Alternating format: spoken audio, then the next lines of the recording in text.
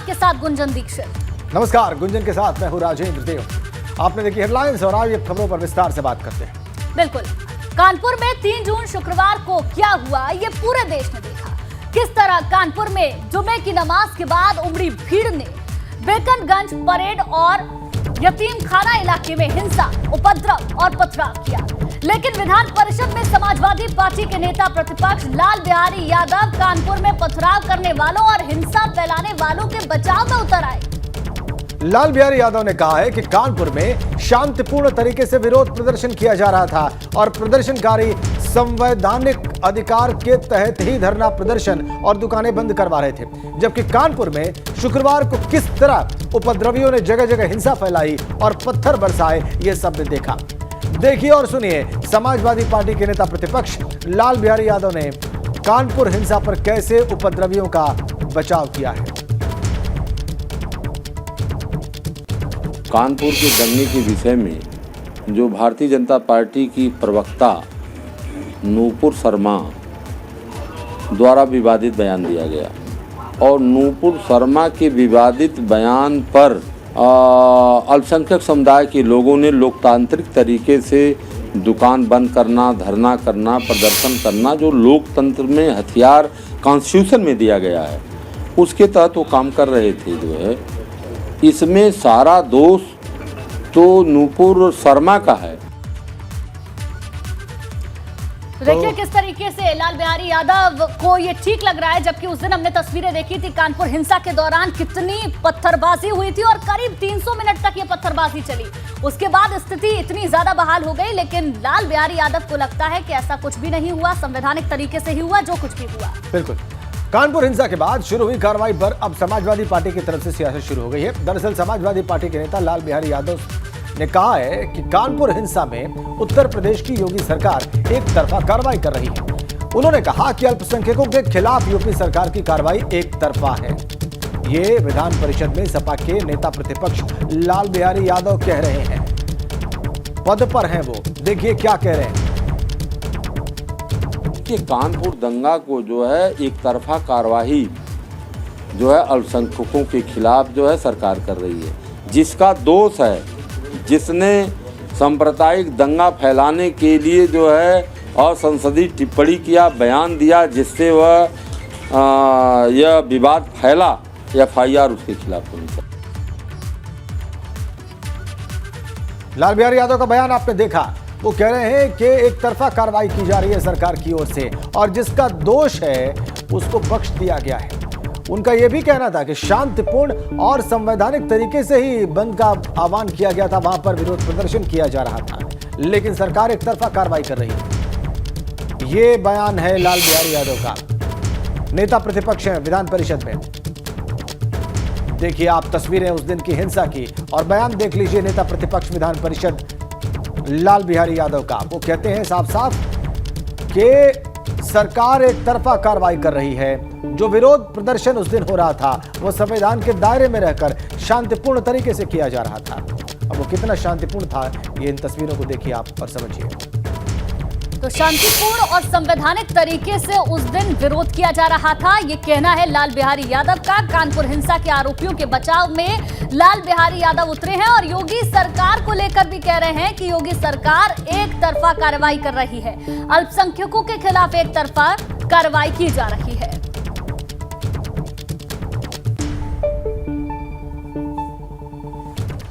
वहीं कानपुर में शुक्रवार 3 जून को हुई हिंसा के आरोपों में कल गिरफ्तार किए गए हिंसा के मुख्य आरोपी जफर हयात समेत 5 आरोपियों को कोर्ट में पेशी के बाद 14 दिन की न्यायिक हिरासत पर भेज दिया गया।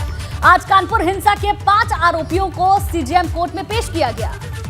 वहां कोर्ट ने 5 आरोपियों को 14 दिनों की न्यायिक हिरासत में भेज दिया है। हालांकि पुलिस की तरफ से आरोपियों की रिमांड की मांग की गई थी। इस पर CJM कोर्ट में कल सुनवाई होगी। आज जिन 5 आरोपियों को CJM कोर्ट ने न्यायिक हिरासत में भेजा है उनमें कानपुर हिंसा का मुख्य आरोपी और बवाल का मास्टरमाइंड बताया जा रहा जफर हयात हाशमी भी शामिल है। इस मामले में आज 5 और आरोपियों को गिरफ्तार किया गया है और इसके बाद कानपुर हिंसा मामले में अब तक 29 आरोपियों की गिरफ्तारी हो चुकी है। बिल्कुल, और बाकी के आरोपियों की धरपकड़ के लिए 10 टीमें भी गठित कर दी गई हैं। अब तक कानपुर हिंसा से जुड़े 350 से ज्यादा सीसीटीवी फुटेज और तस्वीरें खंगाली जा चुकी हैं और उसी के आधार पर बवाल और अशांति फैलाने वाले आरोपियों पर कार्रवाई की जा रही है, जिसमें बहुत से नाबालिग भी शामिल हैं जो 3 जून को पथराव और बवाल करते हुए दिख रहे थे।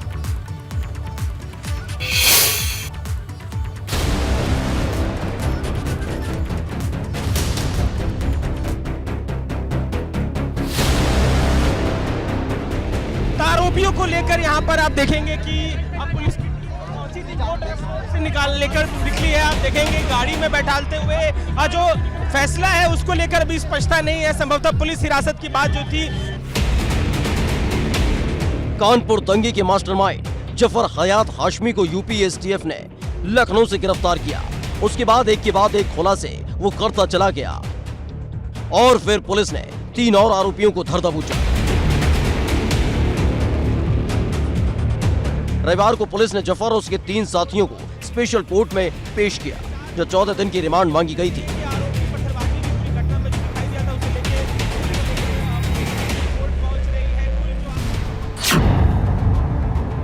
जफर समेत 4 आरोपी कोर्ट में पेश। पुलिस ने मांगी 14 दिन की रिमांड। कोर्ट ने 14 दिन की न्यायिक हिरासत में भेजा। 4 मुलजिम थे, इनको पेश किया गया और इनकी जो जुडिशियल रिमांड है उसको कराया गया 14 दिन के लिए और बाकी जो विधिक कार्रवाई वो की जाएगी। हम लोग जो और भी रिमांड होगी उसकी डेट भी बढ़ाई जाएगी। अभी ये चारों लोग जेल में निरुद्ध रहेंगे। दरअसल आने वाले दिनों में कानपुर दंगे से जुड़े कई खुलासे हो सकते हैं, जिसमें उस साजिश का भी पर्दाफाश हो सकता है जिसके इशारे पर कानपुर दंगे की पूरी स्क्रिप्ट जमीन पर उतारी गई और भीड़ दंगाइयों में तब्दील हो गई थी। मामला कितना संगीन है और हर रोज हो रहे खुलासे ने इस मामले को और भी गंभीर बना दिया है। और अब कानपुर दंगे मामले की जांच के लिए एटीएस भी जांच में जुट गई है। एडीजी एटीएस नवीन अरोड़ा पहुंचे कानपुर। एटीएस खंगाले की उपद्रवियों की कुंडली, पीएफआई और घटना के आतंकी कनेक्शन की होगी जांच। कानपुर उपद्रव हिंसा मामले में एटीएस भी अब इन्वॉल्व हो गई है और एटीएस भी कुंडलियां खंगालेगी। एडीजी एटीएस नवीन अरोड़ा अब परेड पहुंच चुके हैं सद्भावना चौकी में। उन्होंने पूरा जायजा लिया। जेसीपी आनंद प्रकाश तिवारी से घटनाक्रम के बारे में जानकारी की है और एटीएस भी अब इन्वॉल्व हो गई। एडीजी एटीएस नवीन अरोड़ा कानपुर पहुंच चुके हैं, यानी आतंकी कनेक्शन, पीएफआई कनेक्शन और आतंकी कनेक्शन को खंगाला जाएगा। और इसके साथ ही आपको साफ तौर पर यह दिखा दें कि अब उन इलाकों की तरफ एडीजी जाएंगे और अपनी टीम को लेकर के जाएंगे जहाँ पर ये उपद्रव हुआ है। यतीम खाना से लेकर नई सड़क तक एटीएस की अब ये गाड़ियाँ घूम रही हैं। दरअसल इस मामले में पीएफआई के साथ साथ कई राजनेताओं की भूमिका भी निकलकर सामने आ रही है। बताया जा रहा है कि जिन 4 लोगों की रिमांड को मंजूरी दी गई है उसमें से एक राजनीतिक दल से जुड़ा हुआ है। 14 दिन की न्यायिक हिरासत में भेजे गए 4 आरोपी एआईएमआईएम का नेता है जावेद। पुलिस हर एंगल से कर रही है जांच। पुलिस के साथ साथ अब यूपी एसटीएफ और एटीएस इस मामले की गहराई से जांच कर रही है और पता करने में जुट गई है कि आखिर कानपुर दंगे का वो कौन सा असल शैतान है जिसके इशारे पर घंटों तक कानपुर में दहशत फैलाई जाती रही। एबीपी गंगा के लिए कानपुर से विवेक त्रिपाठी की रिपोर्ट।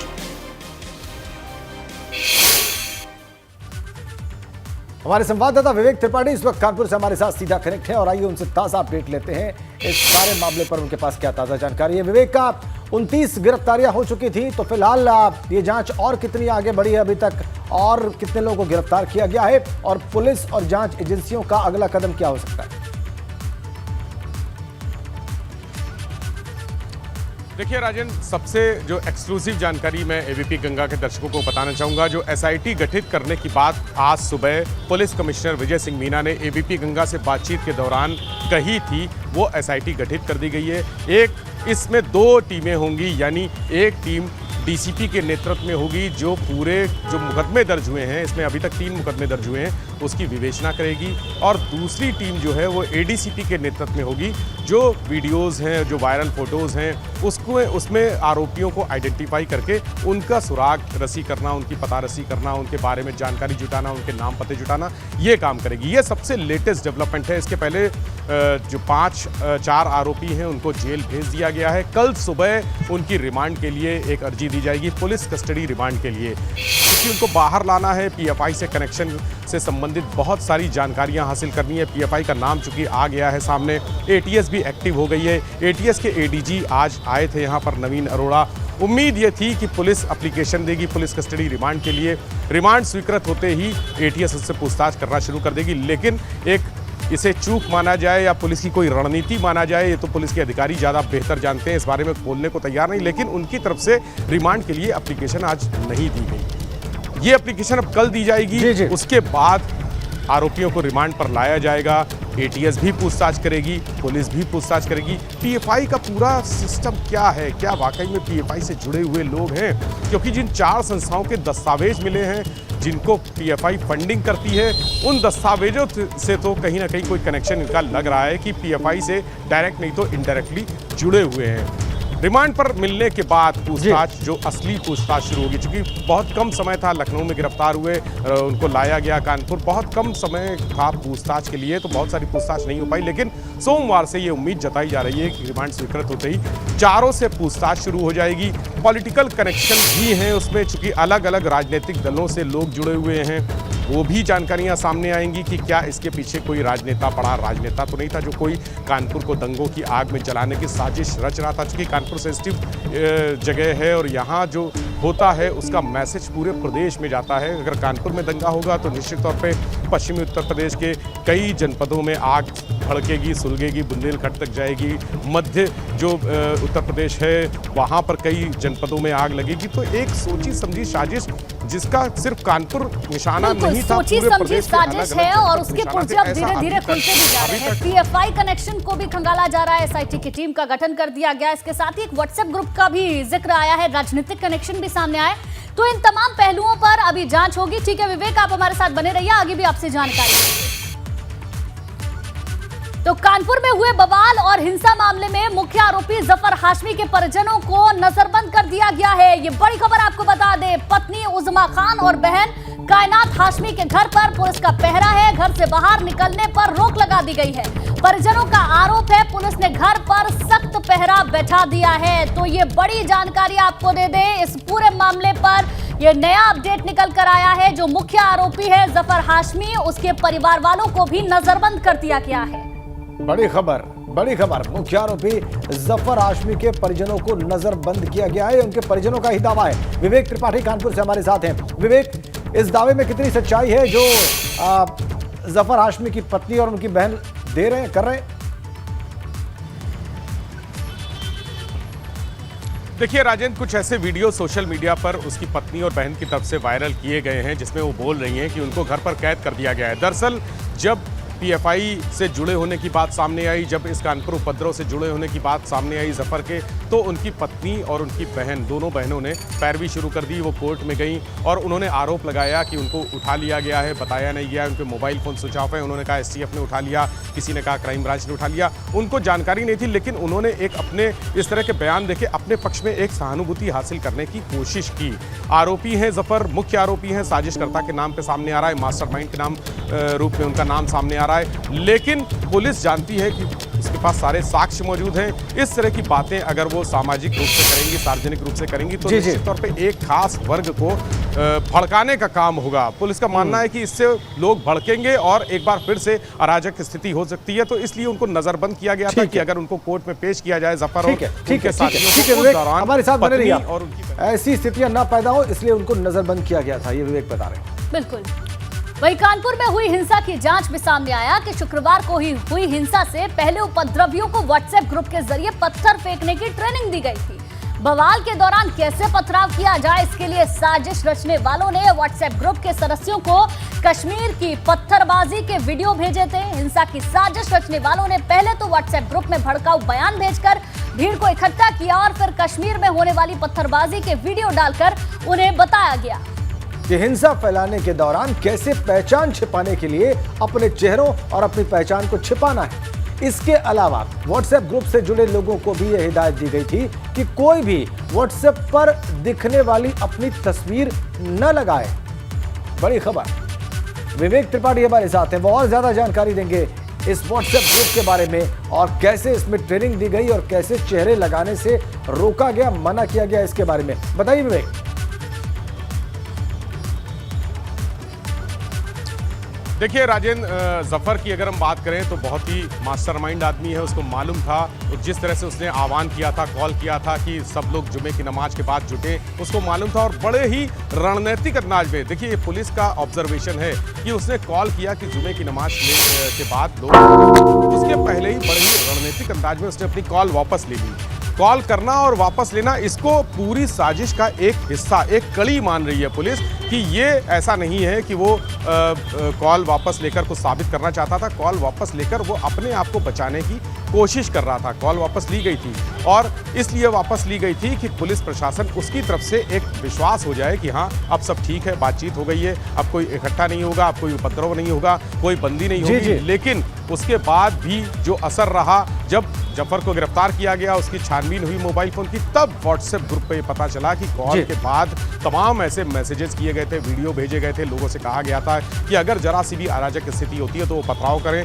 पथराव के बाद अगर दूसरे पक्ष से पथराव होता है तो वो गोली चलाएं, बम चलाएं। ये सब बाकायदा उसमें उस वीडियो में ऐसी जानकारी मिल रही है सूत्रों से कि उस वीडियो में, जो व्हाट्सएप पे वीडियो आए हैं, उसमें बताया गया, लोगों को एक तरह से सिखाया गया, उनको उकसाया गया कि अगर ऐसा हो तो ऐसा करना, अगर वो पत्थर चलाएं तो तुम भी पत्थर चलाना, अगर वो पत्थर चलाते हैं, हावी होते हैं तो तुम गोली चलाने। ये सारे पूरे वीडियो उनके पास से मिले हैं जो एक बड़ा सबूत साबित होने जा रहे हैं पुलिस के लिए और एटीएस के लिए भी ये बड़ा सबूत साबित होने जा रहे हैं। जी राजीव, बहुत बहुत शुक्रिया आपका विवेक, विस्तार से दी गई इन तमाम जानकारियों के लिए।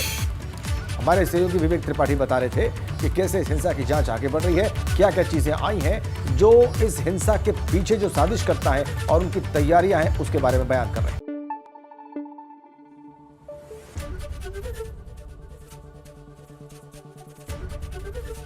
एबीपी गंगा, खबर आपकी, जुबान आपकी।